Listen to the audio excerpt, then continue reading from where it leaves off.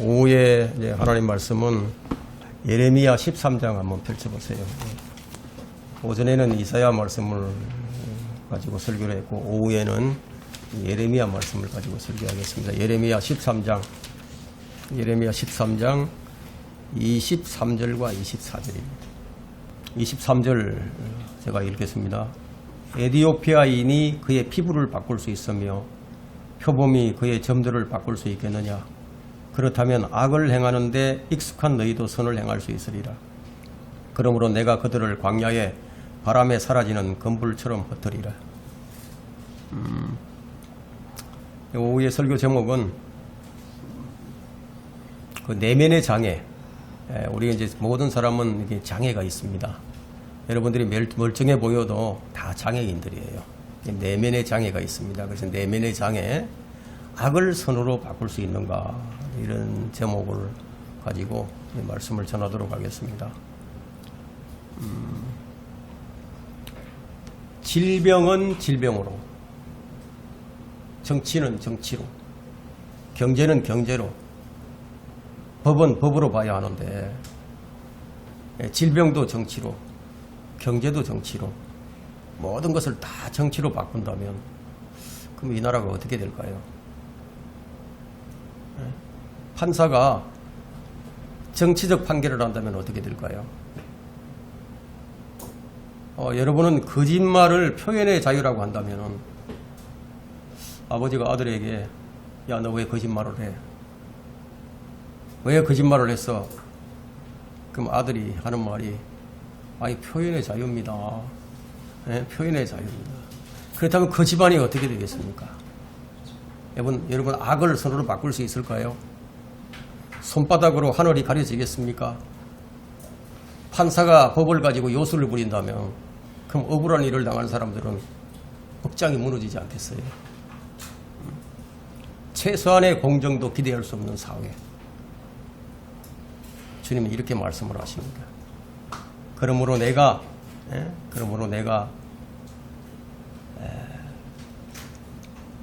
그들을 광야의 바람에 사라지는 검불처럼 흩으리라. 그 내면의 장애, 선을 악으로 바꿀 수 있을까? 악을 선으로 바꿀 수 있을까? 이런 제목을 붙인 것은 우리 인생에서 좀 새로운 차원을 좀 발견하자는 그런 의미에서 이런 제목을 붙여본 겁니다.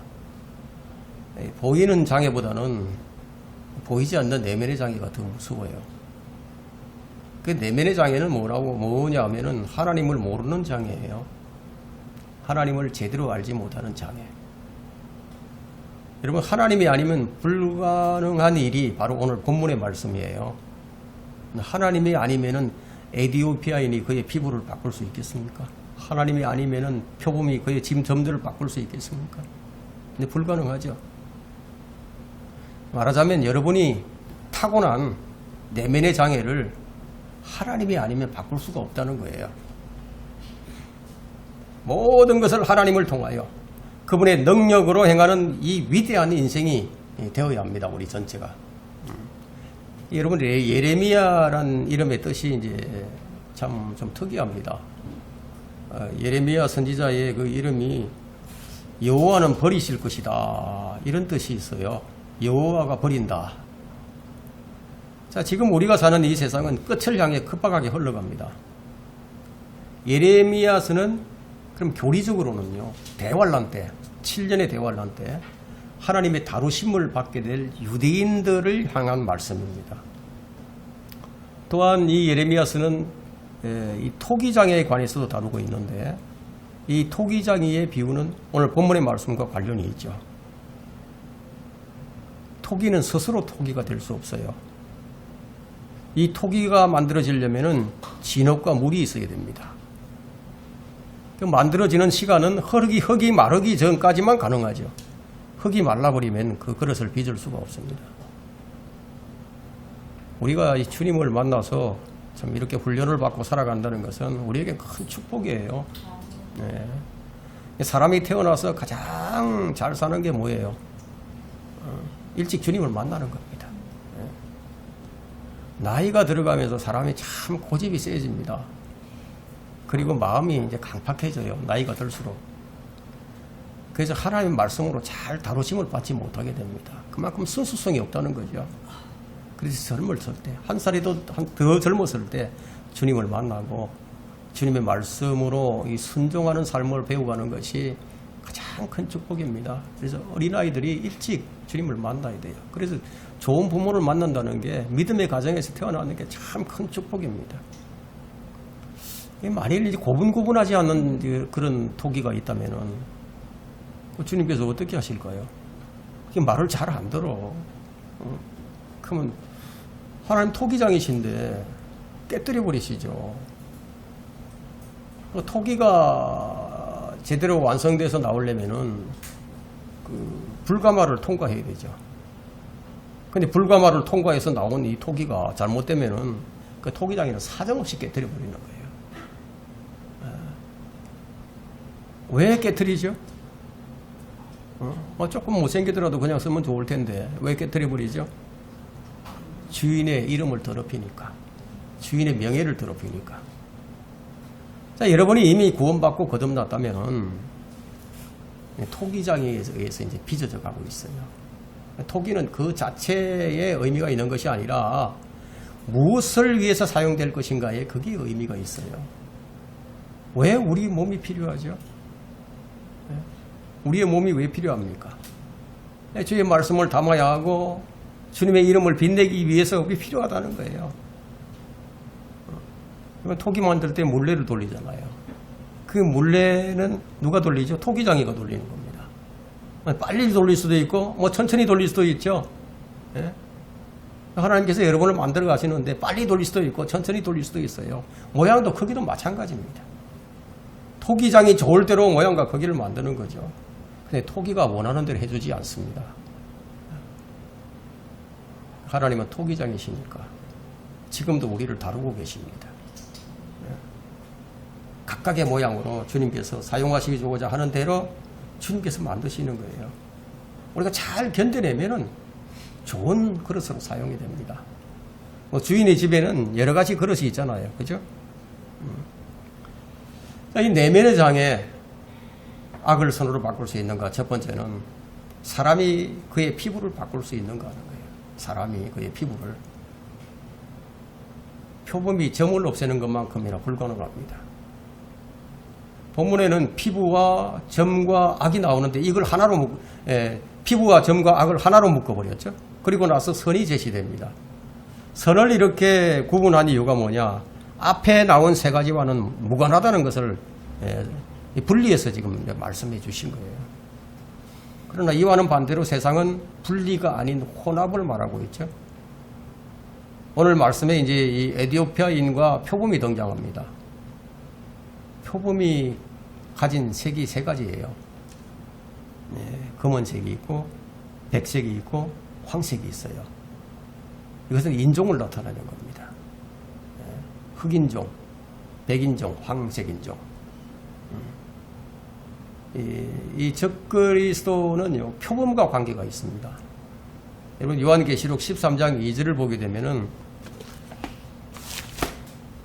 13장 2절에 보면, 또 내가 본 그 짐승은 표범 같고, 표범 같아요. 발은 고매발 같고, 입은 사자의 입 같은데, 용이 자기의 능력과 자리와 큰 권세를 그 짐승에게 주더라. 이게 이제 혼합된 짐승인데, 이 짐승이 남기는 게 있어요. 표식을 남기게 되는데, 이 표식을 우리는 계시록 13장 16절에서 발견을 하게 됩니다. 어떤 표식을 남기느냐 하면, 그가 모든 자, 즉 작은 자나 큰 자, 부자나 가난한 자, 자유자나 종이나 그들의 오른손이나 이마에 표를 받게 하고 표식을 납니다. 성경에서 첫 번째 표가 나오는데 그 첫 번째 나오는 표는 카인의 표예요. 창세기 4장에 나오죠. 카인을 죽이는 자는 누구라도 안갚음을 7배나 받으리라 하시고 주님께서 카인에게 표를 주셨어요. 표. 자, 이 표가 계시록 13장 마지막 표인 짐승의 표와 연결이 된다는 거예요. 가인은 이 본문의 짐승과 같은 적그리스도의 예표가 됩니다. 그래서 그 악한 자 가인과 같이 되지 말라고 그렇게 말씀을 하죠. 최초의 종교인이 카인이에요. 최초의 종교인. 마지막 짐승도 종교인입니다. 하나님께서는 인종을 나누셨어요. 인류가 혼합으로 간다는 것은 그것은 하나님의 뜻과 반대로 가는 거예요. 만일 이제 흑인과 백인이 이제 결혼을 해서 그 아이를 가지게 되면은 흑인에 대한 반감이 이제 적극적 친밀감으로 좀 변하게 되죠. 왜 이 세계가 전 세계가 통합을 하려 하느냐 하면요. 무엇 때문에 통합을 하려고 하죠?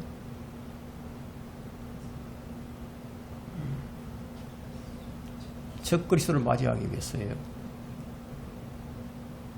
전 세계를 인류라는 거짓된 사랑으로 묶기 위한 수단이에요. 인류를 하나로 묶는 유일한 수단이 피를 혼합케 하는 거예요. 그래서 피의 혼합이라는 것은 인류의적인 측면에서 볼 때 끊어질 수 없는, 끊을 수 없는 연결고리를 갖게 만들어요. 혈연관계. 이제 어느 나라를 가더라도 이제 혼합된 것을 볼 수 있습니다. 피부가 혼합되고 성이 혼합되고 그것도 모자라서 인간이 짐승과 혼합이 되는 거예요. 자, 이것이 의미하는 바가 뭐냐면 사람은 언제든지 마귀와 하나 될 수 있다는 모든 준비를 다 갖추었다는 것을 의미합니다. 이게 지금 무서운 계략이에요. 피부, 점, 악은 선과 무관합니다. 표범은 아프리카에 가면 이제 많이 보게 되죠. 아프리카의 짐승이라고 불리는데 인종 통합의 모습을 그리고 있습니다. 그래서 적그리스도는 표범과 같은 혼혈인으로 오게 됩니다. 함족의 피가 흐르는 시리아계 유대인이에요. 표범이나 곰이나 사자의 특징이 뭡니까? 동일하게 특징이 있는데 나무에 잘 올라갑니다. 나무에 잘 기어 올라가요. 그래서 나무에 상처를 내죠. 여러분 성경에서 나무는 무엇을 상징합니까? 민족을 상징하고 사람을 상징합니다. 이스라엘은 무슨 나무로 표현이 되죠? 세 가지. 올리브 나무와 무화과 나무와 포도나무죠. 이렇게 표현이 되는데 주님께서 하신 말씀이 그 가운데서 무화과 나무의 비유를 배우라고 말씀하셨어요. 올리브 나무의 비유를 배우라. 뭐 포도나무의 비유를 배우라. 이런 말씀을 하신 게 아니라 무화과 나무의 비유를 배우라고 말씀합니다. 그래서 마태복음 24장 32절과 33절을 한번 보겠습니다. 마태복음 24장 32절과 33절이에요.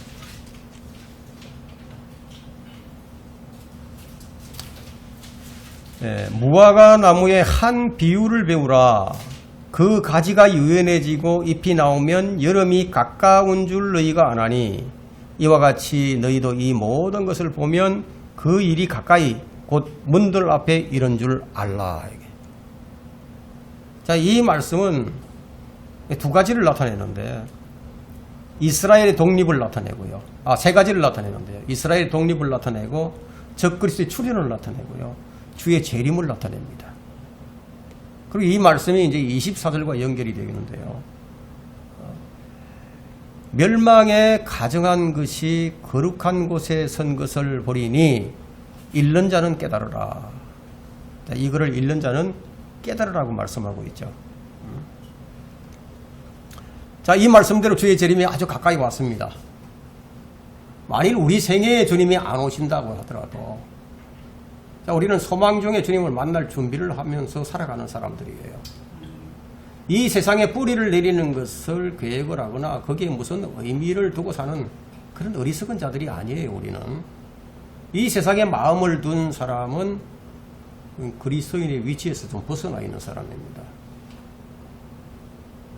그러나 주님이 우리를 부르실 그날이 너무나 가까이 와 있는 것은 사실이에요. 우리는 알 수는 없지만 그 때가 언제인지 모르지만 여러분 얼마나 가까운가?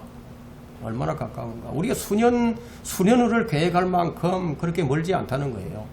그날이 너무 가깝다는 거예요. 근데 하나님의 지혜가 없는 사람은 이걸 못 깨달아요. 짐승이 무엇인지, 적그리스도가 무엇인지, 육룡교포가 무엇인지 그냥 알 수 없다는 거예요.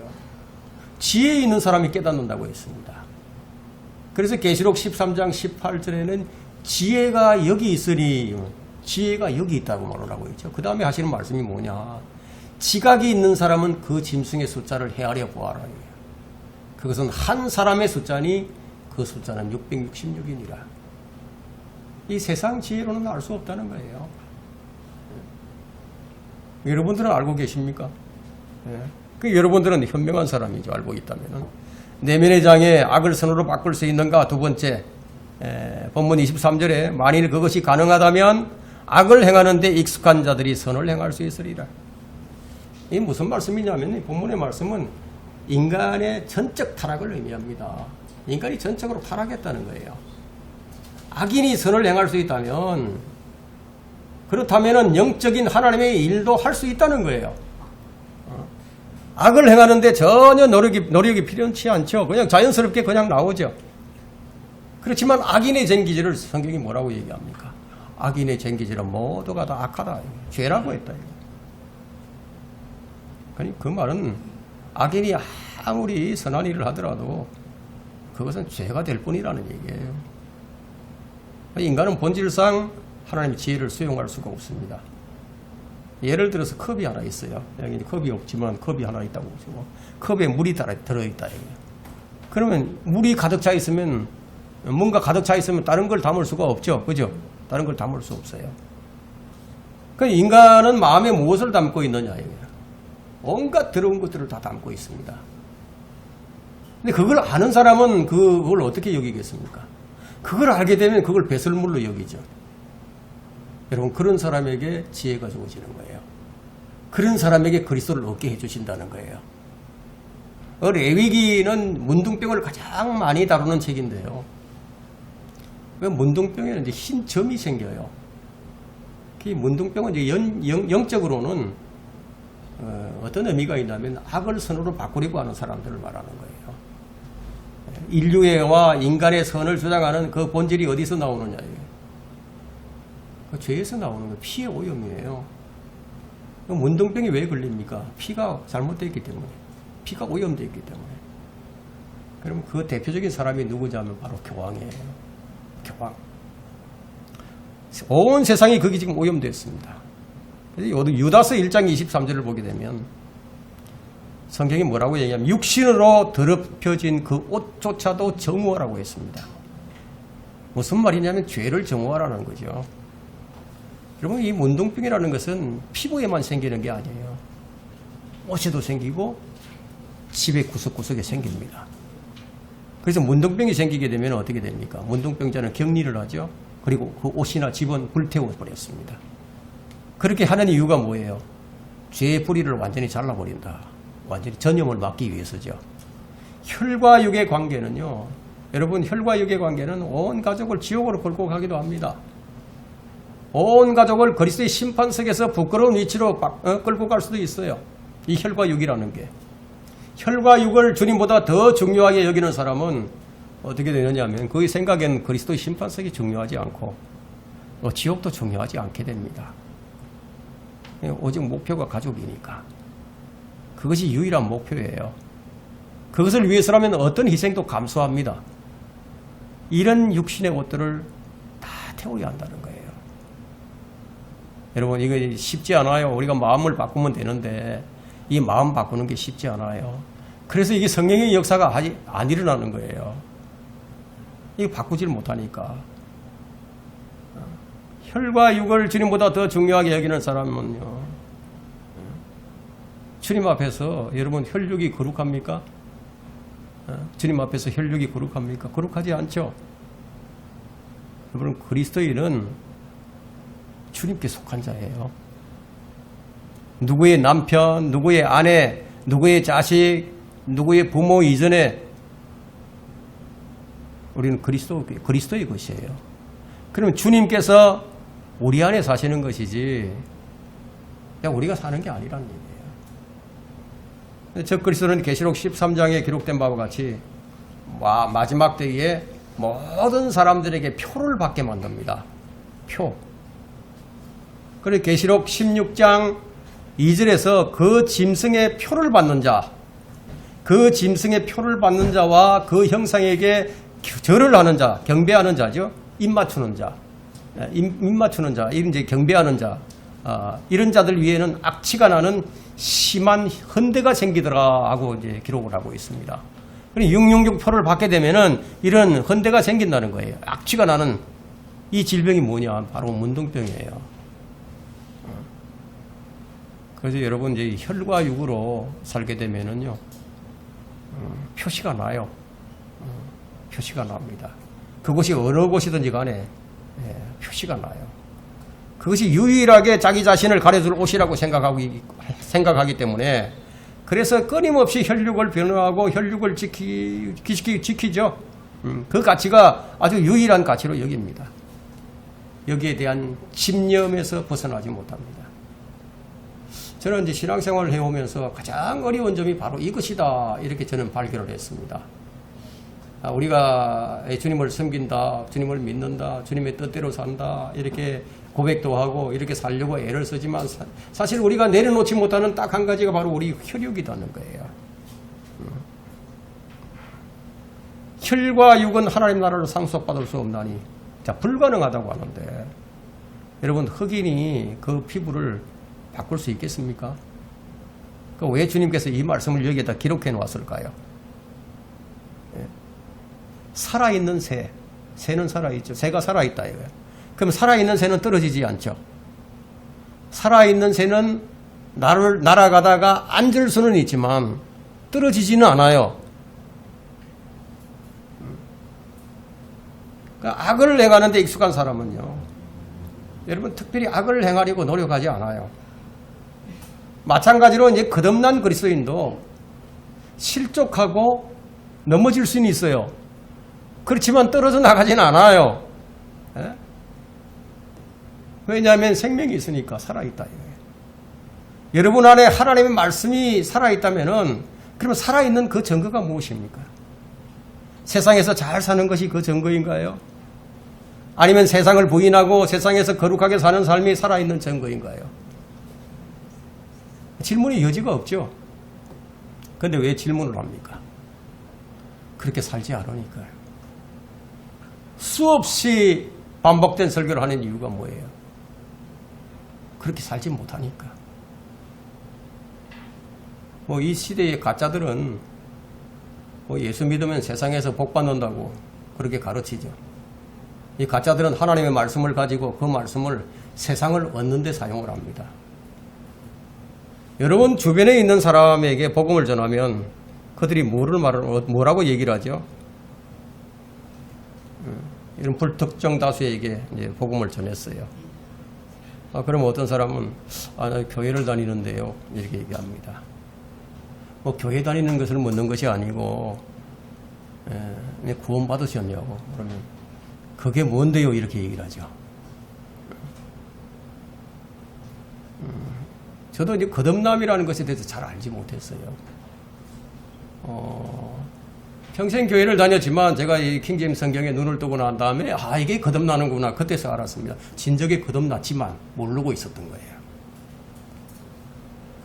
예전에 구원받지 못하고 교회 다닐 때와 구원받고 난 다음 그 다음에 확실하게 달라진 것이 없다면은 뭔가 좀 확인을 해봐야 됩니다.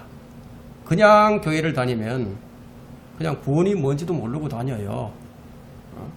교회 다니는 것이 구원인 줄로 알았는데 근데 구원 받고 나서 보니까 교회 다니는 거하고 구원 받는 것하고는 확실하게 다른 것을 이제 알게 되죠. 여러분이 바로 이것을 알게 된 겁니다. 근데 이걸 아직 모른다. 보이는 예배당은 아는데 구원은 아직 모르겠다.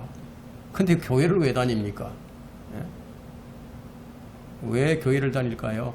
마음의 평안을 위해서 다닙니까? 아니면 인과관계를 위해서 다닙니까? 아니면 세상의 복을 받기 위해서 다니는가요? 그걸 위해서 새벽 기도를 다니고 금식을 하면서 애를 씁니까? 만일에 11조하고 봉사 많이 해서 세상 복을 많이 얻었다고 해봅시다. 그것이 사람을 얻었든지 물질을 얻었든지 명예가 되었든 무엇을 얻었다고 해서 채워지는 것이 있는가요? 마치 바닷물을 그냥 마시는 것처럼 목이 타들어가고 뜬구름을 잡는 것처럼 공허하고 뭔가 알 수 없는 혼동만이 계속 되는 거죠. 그것을 통해서 깨끗함을 얻기는 그냥 마음만 더 그냥 마음에는 더러움만 더 채워져 간다는 거예요. 세상에서 사람을 얻고 물질을 얻고 명예를 얻었다. 그래서 그것으로 만족을 얻은 적이 있는가요? 그런데도 세상의 영에 끌려서 그것을 마치 얻어야만 하는 줄로 알고 열심히 그냥 목숨을 걸고 달려가죠. 여러분이 이런 것들을 사랑하던 것에서부터 언제 바뀌게 되었습니까? 여러분이 열심히 노력해서 그것이 바뀌었습니까? 결코 그렇지 않을 거예요. 구원받았다는 것은 하나님과 관계가 전혀 없던 사람이 이제 하나님과의 관계가 형성된 거예요.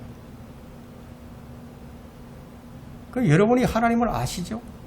하나님을 아세요? 아시면은 그러면 성경에서 안다는 것이 무엇을 의미하고 있습니까? 성경에서 무엇을 안다 이렇게 얘기할 때 그건 관계성이에요. 서로가 아는 거예요. 한쪽만 아는 게 아니에요. 가브리엘 천사가 마리아에게 나타났죠. 네가 아들을 낳을 것이라고 마리아가 얘기를 하죠. 나는 남자를 알지 못한다고. 여러분 혼자서 아이를 낳습니까? 마리아는 남자를 모르는데 어떻게 잉태하겠느냐? 관계성을 얘기한 거죠. 관계성이 있어야 된다.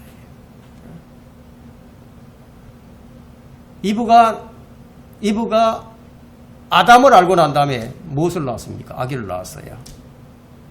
여러분 일방적이 아니에요. 하나님을 안다면요. 그분과의 관계성이 있어야 합니다. 주의 이름으로 일을 하지만 주의 이름으로 일을 하는데 주님과 관계성이 없는 사람들이 일을 한다. 그런 사람들에 대해서 주님께서 뭐라고 말씀하실까요? 그날에 많은 사람들이 나에게 와서 주여 주여 우리가 주의 이름으로 예언하지 아니하였으며 주의 이름으로 마귀들을 쫓아내지 아니하였으며 주의 이름으로 많은 경이로운 일들을 행하지 아니하였나이까? 라고 말하리니 그때 내가 분명히 말하되 나는 너희를 전혀 알지 못하니 너희 불법을 행하는 자들아 내게서 떠나가라고 하리라. 이게 마태복음 7장 22절과 23절에 있는 말씀이죠. 그러면 이 시대에 주여 주여 가장 많이 부르는 사람들이 어떤 사람들일까요? 주여 주여 하고 기도할 때 그냥 주여 주여 하고 부르는 사람들이 있어요. 그게 은사주의자들이죠. 그 다음에 복받기를 원하는 자들이 가장 많이 부릅니다. 그러면 이 사람들은 어디까지 갈 것인가? 나는 너희를 전혀 알지 못하니 이 상황까지 가게 된다는 거예요. 주님과는 아무런 관계성이 없어요. 짝사랑을 한 것인가요? 한쪽은 밤잠을 설치면서 속을 끓이는데 근데 상대방은 전혀 모르고 있어요. 이건 일방통행이죠. 열심히 했지만 주님과는 무관한 삶이에요. 그냥 일방적이에요. 말하자면 중요한 것은 하나님께서도 당신을 안 오냐는 거예요. 나는 주님을 안다고 하는데 주님은 나는 너를 모른다 이러면 곤란하잖아요.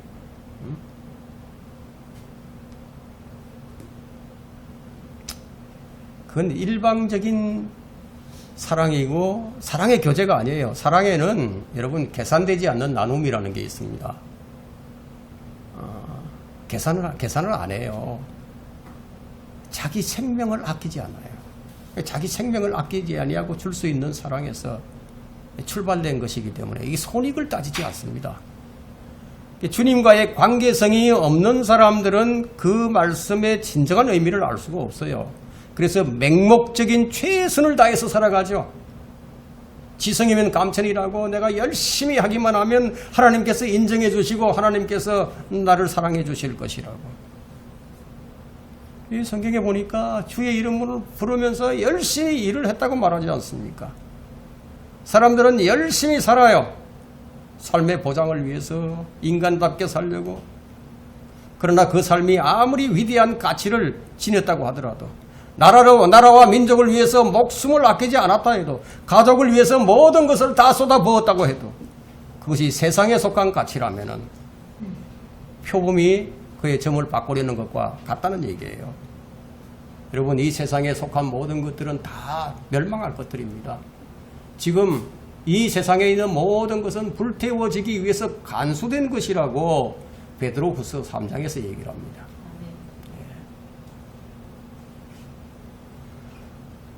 하나님의 형상을 가졌다면, 우리가 하나님의 형상을 가졌다면 하나님의 영광을 위해서 사는 것이 마땅하죠. 이것이 바로 우리의 삶의 이유와 목적입니다.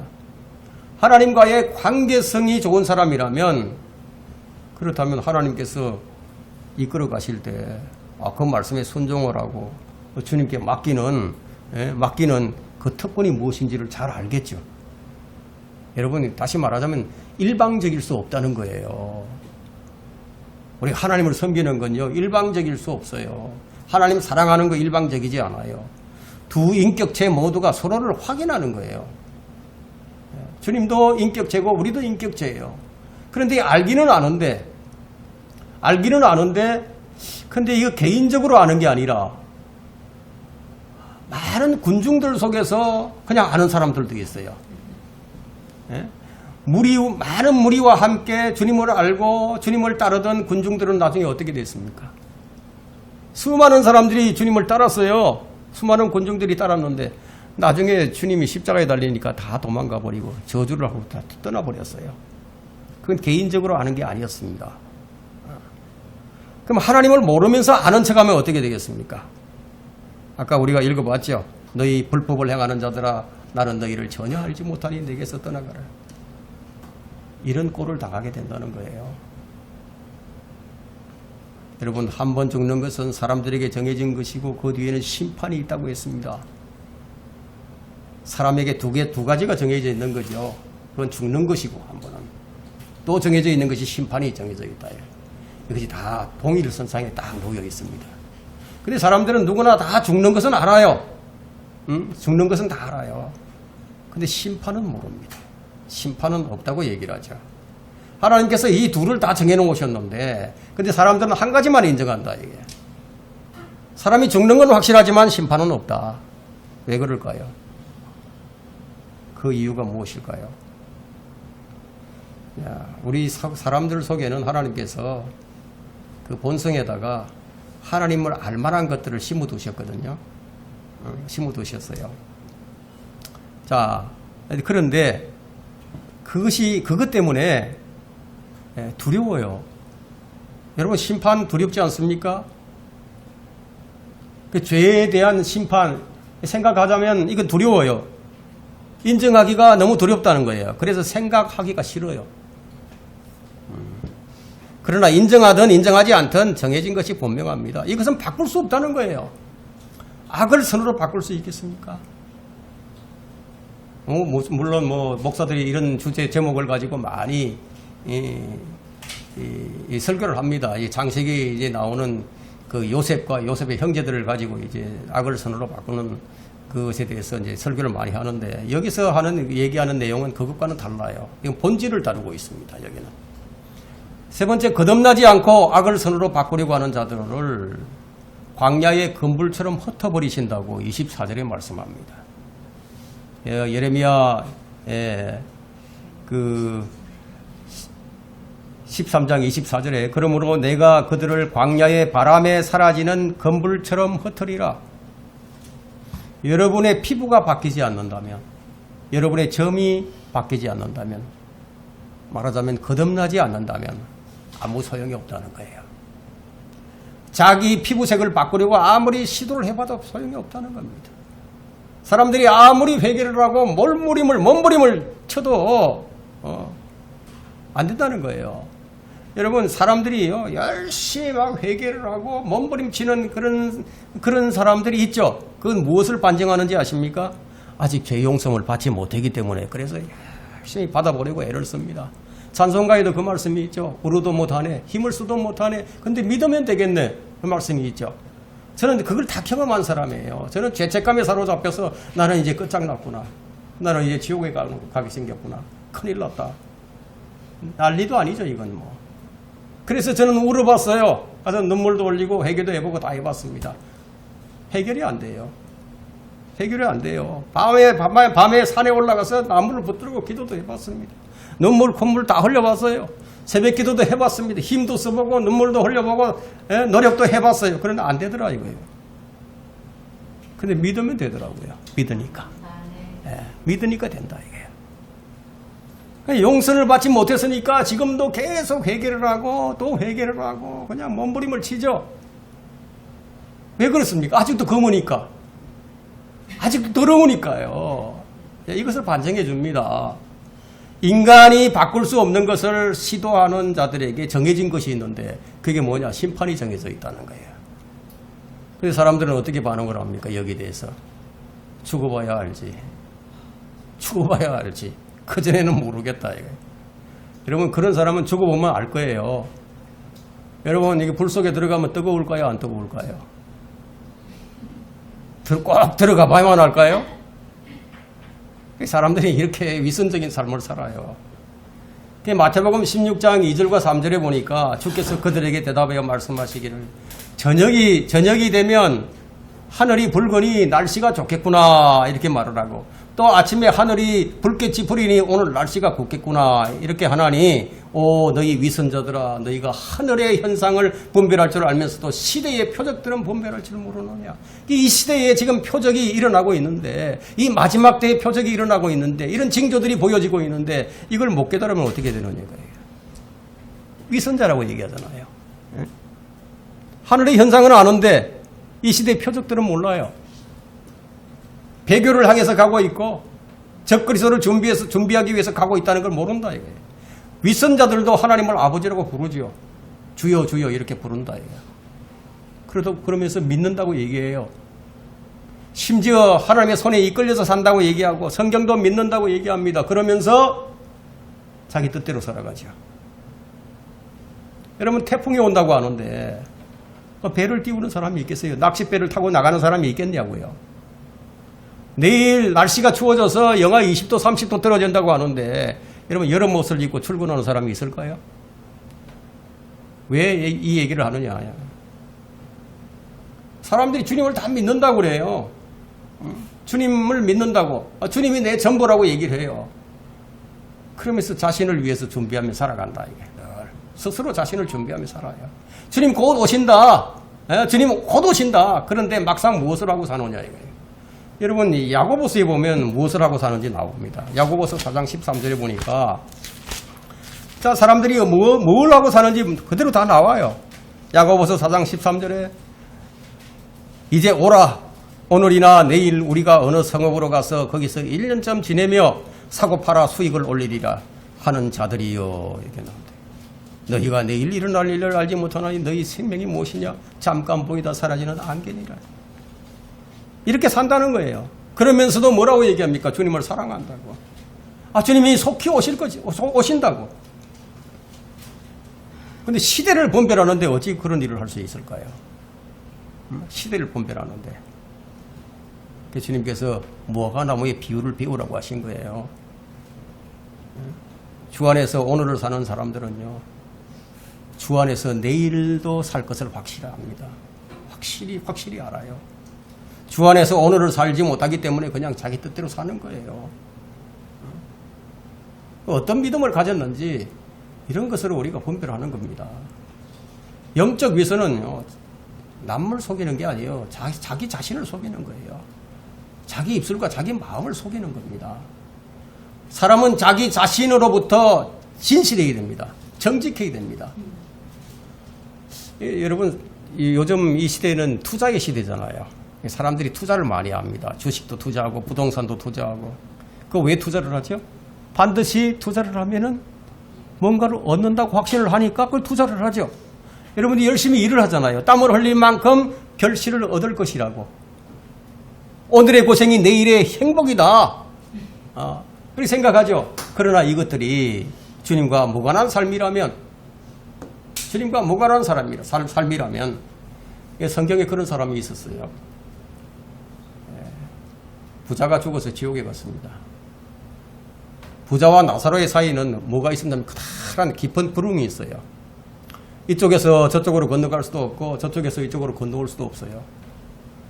지상의 삶을 사는 동안에 부자는 호의호식하면서 살았는데 왜 그렇게 살았습니까? 모든 것이 풍족했거든요.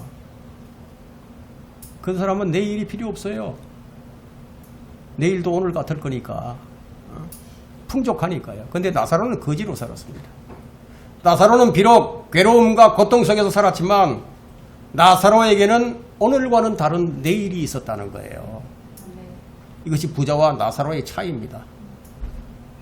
부자의 생각은요, 오늘의 즐거움이 내일도 계속될 것이고 내일의 즐거움은 영원히 계속 지속될 것이다, 이런 생각을 가졌죠. 그에게는 오늘과 내일이 다르지 않았습니다. 여러분, 누가복음에 나오는 이 불의한 청지기 비유가 있습니다. 그 불의한 청지기는 왜 칭찬을 받았습니까? 야, 주인이 오면 이거 끝장난다. 예? 주인이 오면 내가 끝장난다. 이걸 알았어요. 예, 불의한 청지기가 칭찬받은 한 가지는 끝을 안 것입니다. 끝을 알았어요. 그리스도인이 가장 가치 있는 것은 무엇입니까? 가장 가치 있는 삶. 주님을 맞이할 준비를 사는 거예요. 끝을 아는 사람이니까. 끝내실 주님이 오시니까 주님을 맞이할 준비를 하고 산다. 여러분, 이것을 알고 사는 사람이 가장 복 있는 사람이에요. 누가복음 17장 34절에는 내가 너희에게 말하거니와 그 밤에는 두 사람이 침상에 있다가 한 사람은 데려가게 되고 한 사람은 남게 되리라. 이런 일이 곧 일어난다는 거예요. 부자와 나사로의 사이에는 커다란 구렁이 있는 것처럼 우리가 살아가는 동안에 무너뜨릴 수 없는 구렁이 있습니다. 그것이 무엇일까요? 그것이 여러분의 생각이에요. 여러분의 고정관념이에요. 여러분의 가치예요. 내 생각에는 이런 것 같다. 분명히 나를 지배하는 생각들이 많이 있을 거예요. 이것은 건들 수 없는 구렁과도 같습니다. 견고한 요새가 되어서 깨트릴 수가 없어요. 분명히 있을 거예요.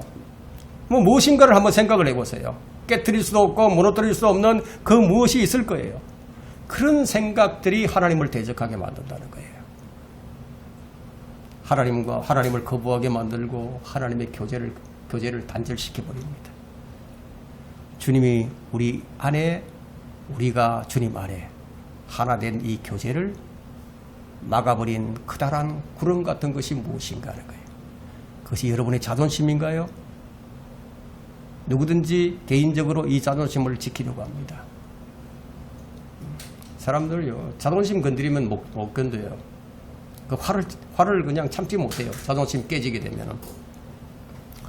그 자존심이 여러분의 지식일 수도 있고 여러분의 이념이나 여러분의 신념이 될 수도 있어요. 아니면 재물이나 명예가 될 수도 있습니다.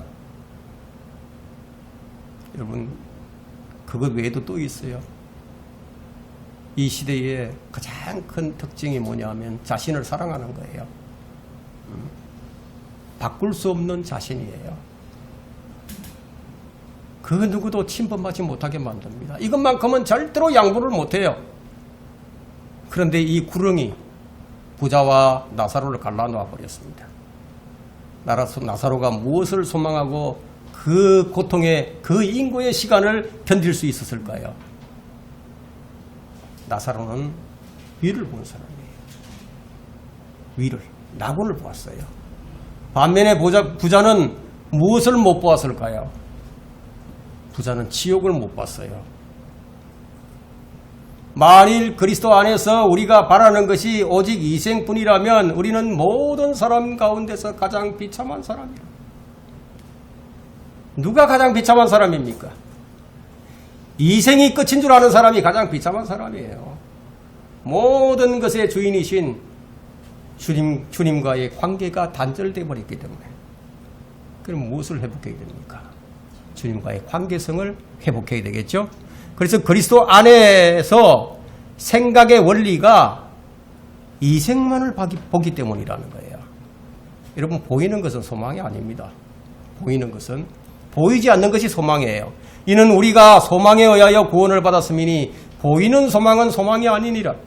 사람이 보는 것을 왜 바라리요? 우리는 지금 보이지 않는 주님을 믿고 있습니다. 우리는 지금 보이지 않지만 주님을 사랑합니다. 우리는 기적도 보지 못했고 표적도 보지 못했고 구약 성도들처럼 그런 하나님의 그 전능하신 그런 역사를 보지 못했지만 우리는 십자가에 달리신 예수 그리스도를 봅니다. 우리는 그분이 어떤 분인지를 압니다. 보지 못했지만 우리는 믿어요.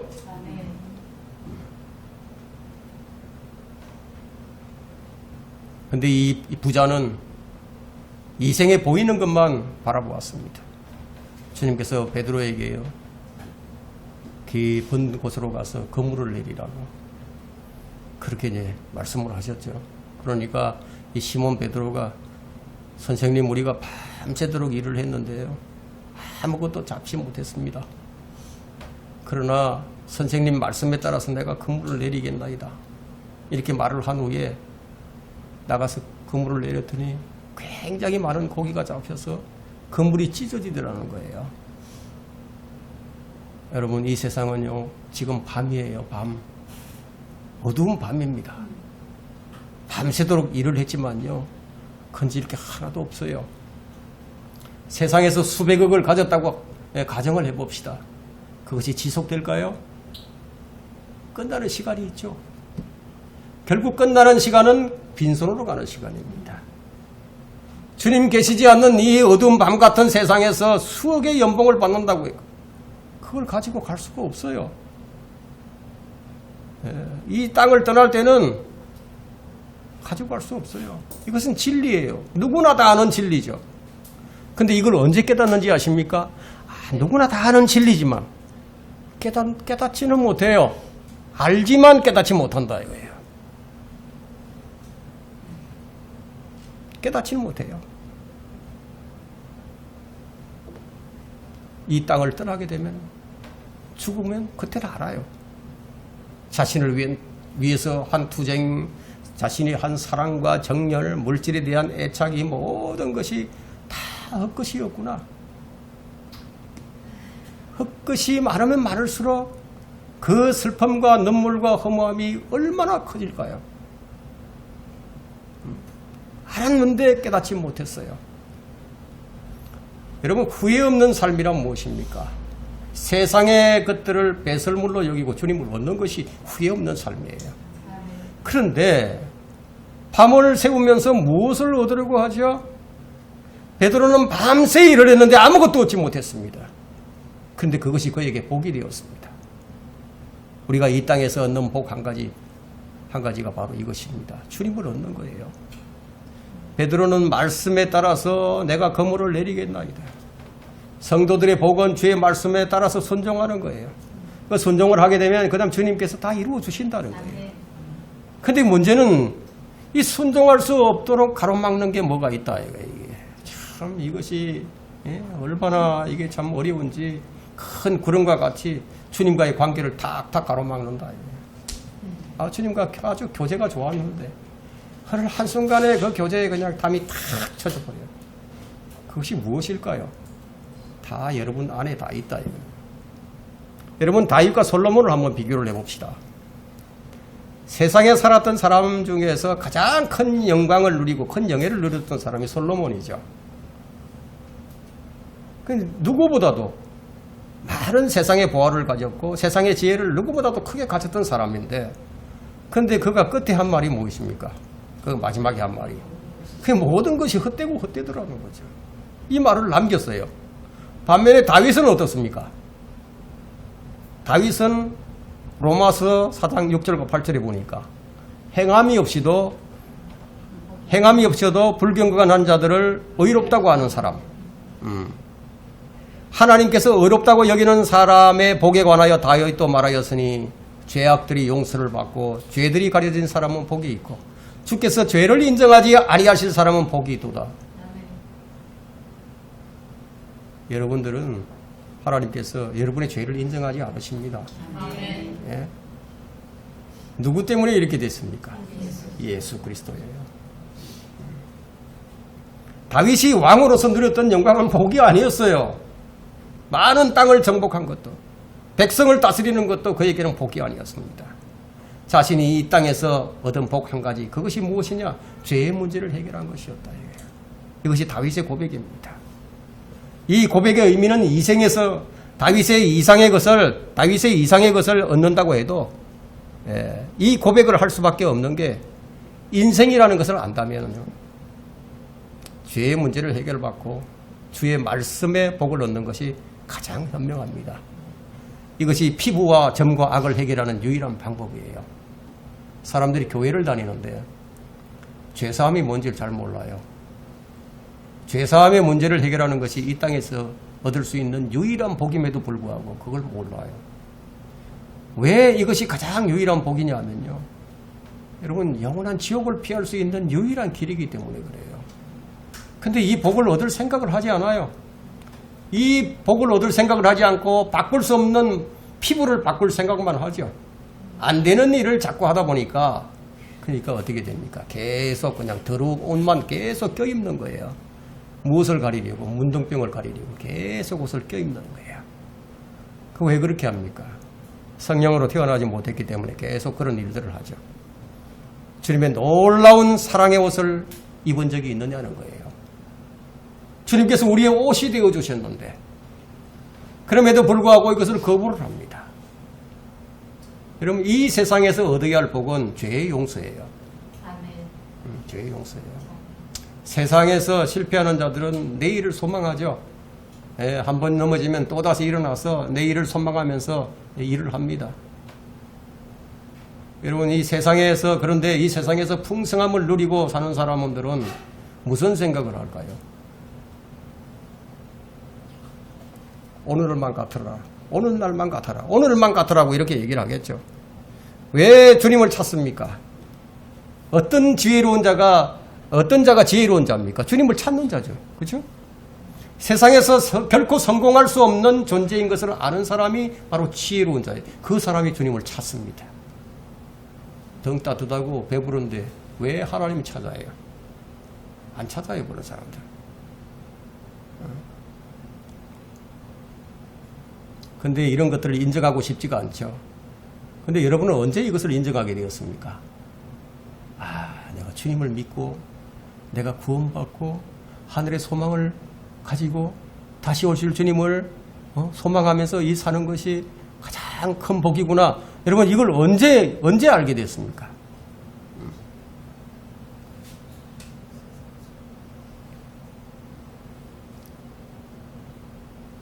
사람들은 자신이 죄인인 줄 잘 모릅니다. 일반적으로 죄인이라는 것은 알지만 성경은 모두가 다 죄인이라고 얘기를 하죠. 예외가 없어요. 다 죄인이라는 것은 죄를 짓는데 익숙한 사람들이라는 거예요. 성경은 이렇게 말씀하시지만 인정하고 싶지 않을 거예요, 사람들은. 하나님은 죄를 너무 미워하십니다. 그래서 죄의 삭은 사망이에요. 그러나 사망이 끝이 아닙니다.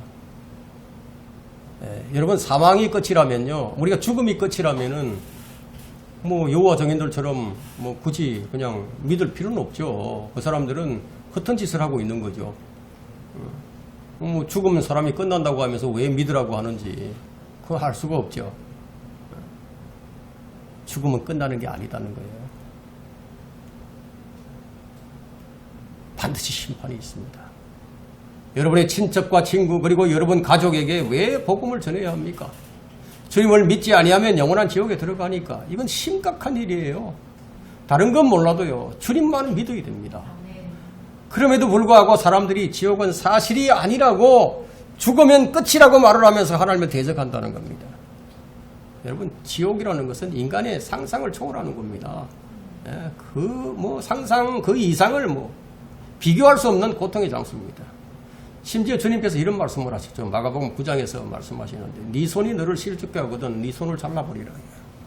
두 손을 가지고 꺼지지 않는 불 속인 지옥에 들어가는 것보다 불구자로 생명에 들어가는 것이 더 낫겠다고 말씀하십니다. 그곳에는 그들의 벌레도 죽지 않고 불도 꺼지지 아니하느리라. 9장에서 3번 연거푸이 말씀하십니다. 이 구절이 그렇게 기록이 되어 있다. 그러면 요한계시록 20장 10절을 한번 보겠습니다.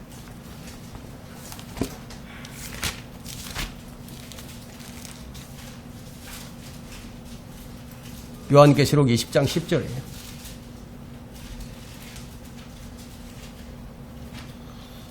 그들을 미혹하던 마귀가 불과 유황못에 던져지니 그곳에는 그 짐승과 거짓 선지자도 있어 영원무궁토록 밤낮 고통을 받으리라. 이게 백보자 심판이 끝난 다음에 이 마귀가 사탄이 이제 그곳에 던져지게 됩니다. 이 짐승과 거짓 선지자는 먼저 들어가죠. 천년왕국 직전에 예수님 재림하셔서 이들을 다 잡아서 불 속에 집어 던지는데 사탄은 백보자 심판 후에 들어갑니다. 근데 지옥에 대한 설교가 교회에서 많이 사라졌죠. 장례식장에서 참 목사가 이제 설교를 하잖아요. 이제 뭐 입관 예배도 하고, 발인 예배도 하고 그렇게 하잖아요. 근데 그 목사들이 설교할 때 보면 고인은 죽어서 천국에 갔다고 이렇게 설교를 해요. 그런데 그런 설교를 하는 사람들이 그럼 천국이 어디 있는지는 몰라요. 천국이 어디 있죠? 잘 모른다 이거예요. 지옥이 어디 있는지도 잘 몰라요. 그 사람이 지금 아브라함의 품에 가 있는지, 아니면 지옥 불못에 가 있는지, 아니면 하늘나라 낙원에 가 있는지, 그것을 모르는 사람이 그냥 막연하게 아마 좋은 곳에 갔을 것이다, 천국 갔을 것이다 이렇게 설교를 합니다. 근데 이게 성경대로 믿는 사람 설교자들은요, 성경대로 믿는 이 설교자는 구원받지 않은 사람이 그 사람의 그 장례식 그 설교를 하지 않습니다. 왜 그런지 아세요? 그 사람이 지금 지옥 불 속에서 타고 있는데 가서 무슨 말을 해줍니까? 무슨 말을 해줍니까? 유족들 앞에 설교를 하면서 지금 고인은 죽어서 지금 불 속에서 타고 있습니다. 이렇게 설교를 해줄 수 없잖아요. 그래서 설교를 못 해주는 거예요. 결론적으로 우리는 어떻게 해야 하는가요? 우리 이제 말씀을 들었어요. 이제 우리는 어떻게 해야 되느냐? 누가복음 10장 25절에 보니까 한 율법사가 예수님을 시험하는 게 나옵니다. 한 율법사가 일어서서 주를 시험하여 말씀드리기를, 선생님, 내가 영생을 상속받으려면 어떻게 하여야 합니까? 영생을 상속받으려면 어떻게 해야 되느냐? 이 율법사는 영생을 얻는 것이 자기 자신에게 달린 것으로 알았어요. 자기가 할 수 있을 줄 알았어요. 그래서 자신이 어떻게 하면 그거 되는지 좀 가르쳐 달라고. 가르쳐 주면 자신이 할 수 있다고 생각을 한 것이죠. 여러분, 낙타가 바늘귀로 들어갈 수 있겠습니까? 불가능하죠.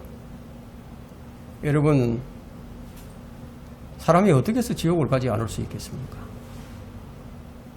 정해진 것인데. 불가능이 없으신 하나님이 아니면 안 되는 거예요. 어려워서 못할 일이 없으신 그분이 아니라면 안 되는 거예요. 사람이 어떻게 피부를 바꿀 수 있습니까? 표범이 어떻게 그 점을 바꿀 수 있습니까? 죄인이 어떻게 죄에서 자유를 누릴 수 있겠습니까? 주님이 왜 이 땅에 오셨습니까? 이 문제를 해결하려고 오신 것이죠. 주님이 숨을 거두실 때 다 이루었다고 말씀하셨습니다. 왜 그렇게 말씀하셨어요? 주님은 주의 사랑을, 우리는 참 주의 사랑을 어디에서 받죠? 우리가 주의 사랑을 받으려면 어디서 받아야 됩니까? 예? 하나님께서 왜 세상을 이처럼 사랑하셨습니까? 무엇 때문에 이렇게 하셨습니까? 우리의 지옥행을 막기 위해서예요. 우리의 죄의 문제를 해결하기 위해서 이 땅에 오셨어요. 우리가 노력해서 될 일이 있고요, 노력해서 안 되는 일도 있습니다. 우리가 해야 할 일이 있고 주님께서 하셔야 할 일이 있습니다. 우리는 주님의 말씀을 믿고 우리는 날마다 우리 옛사람을 죽이면서 새로운 옷을 우리에게 주셨잖아요. 예? 그 새로운 옷을 벗어놓고 옛날 헌옷을 입으려고 하지 말고, 예? 우리의 새 사람 예수 그리스도, 그분을 옷을 입어야 된다. 종교는 노력하라고 하지만 주님은 믿으라고 말씀하셨어요. 왜냐하면 주님께서 우리의 모든 것이 되셨기 때문에 내가 다 이루었다고. 내가 살아있다면 결국 내가 하는 모든 일이 그럼 어떻게 되겠습니까? 내가 살아있다면은, 내가 죽지 않고 살아있다면은, 그럼 내가 하는 모든 일이 그럼 내 것이 내가 하는 것이 되는 거죠. 주님께서 뭐라고 얘기하십니까? 갈라디아서 2장 20절에서는 내가 사는 것이 아니라 그리스도께서 내 안에 사시는 것이라. 자, 아직도 우리 자신에게 속아서 스스로 무엇인가 하려고 하는 사람이 있다면 먼저 빨리 주님께 굴복을 해야 됩니다. 그 주의 말씀을 믿으면 돼요. 주님은 우리에게 은혜의 선물이 되셨습니다. 믿기만 하면은 그분이 우리의 생명이 되어 주십니다. 이 말씀이 여러분의 큰 위로와 도전이 되고 또 이 말씀으로 다른 이들에게도 이 복음을 전해서 다른 사람들도 생명을 얻고 하나님의 그 풍성한 지혜와 그분이 헤아릴 수 없는 그런 풍성함을 함께 맛보는 그런 성도들이 다 되시기를 간절히 기원합니다.